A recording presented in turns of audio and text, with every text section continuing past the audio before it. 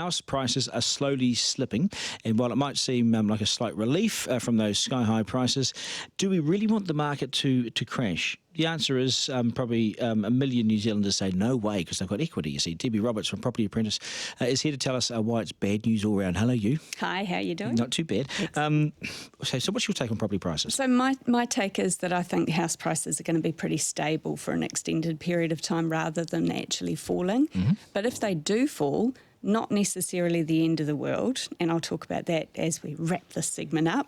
But first of all, I wanted to talk about the different segments and why I think nobody really wants house prices to fall. So the first segment of the population are the homeowners who are nearing retirement. You know, if their plan is to downsize to help fund their retirement, they don't want house prices to drop because there goes their nest egg. Yep. The second segment are people who've invested in property in order to help fund their retirement as well. They don't want house prices to fall for exactly the same reason. First home buyers, if a first home buyer has got their foot on the ladder and they've bought with, say, a 10% deposit, because banks are lending to home buyers, so if they've bought with a 10% deposit and house prices drop by 10%, that's not going to be fun, so especially if they have to sell. So the first home buyer is very much has two opinions within a 24-hour period. Yeah. Pre-auction and post-auction, don't they? So post-auction, it can't fall. Pre-auction, we'd love it to fall. Yep, absolutely. So that was another segment. So that's the first home buyers who aren't yet on the property market, you know, because generally they're the ones that say house prices have got to come down. You know, house prices can't keep increasing the way that they have. It's unaffordable.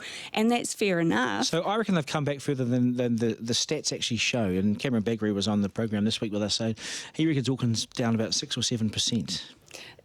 I think it would depend on where you're looking. And I think one of the risks of looking at median values is that, you know, medians can be skewed. You often say this, and you're right on this, aren't you? Yeah, well, of course I am. No. But what I think, exactly, think about what you just said. No, I think with median values, they can be skewed downwards.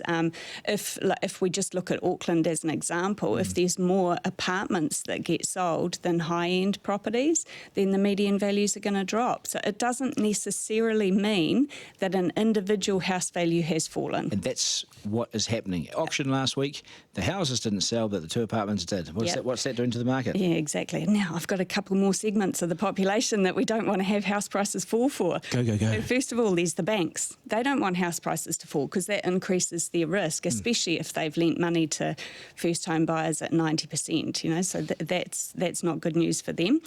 Minister of Housing doesn't want house prices to fall. He's just bought a whole bunch of Kiwi build houses that didn't sell. So that's not going to be a good look either. You know, so all round, nobody really wants house prices to fall.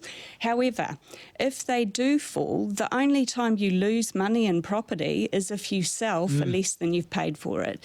So if we look at people who bought prior to the global financial crisis, you know, let's say someone bought in the peak of the boom in 2007. A few years afterwards, they looked like geniuses because house prices bounced back again.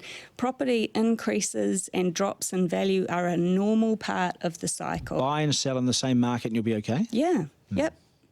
Drive through it, basically. Yeah. Walk through it. Yeah, See, and I'm one negotiate of the few that hard. are okay with it dropping just for a little bit. Yeah, and just then until you get your foot on the ladder. And go zoom straight back up. Exactly. So a way that you can protect yourself in a market which is uncertain like we've got at the moment is to negotiate hard on your purchase price, because there will always be people who will be motivated to sell.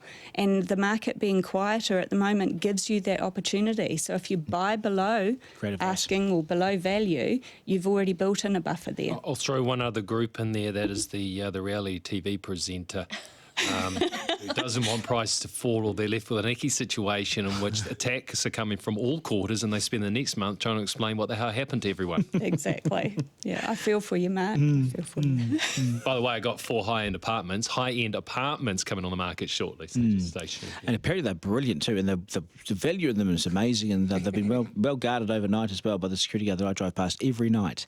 It's a shame that security guard can't be at Middlemore Hospital for the nurses. Anyway, lovely to see you. Good to see you too. Some really good advice.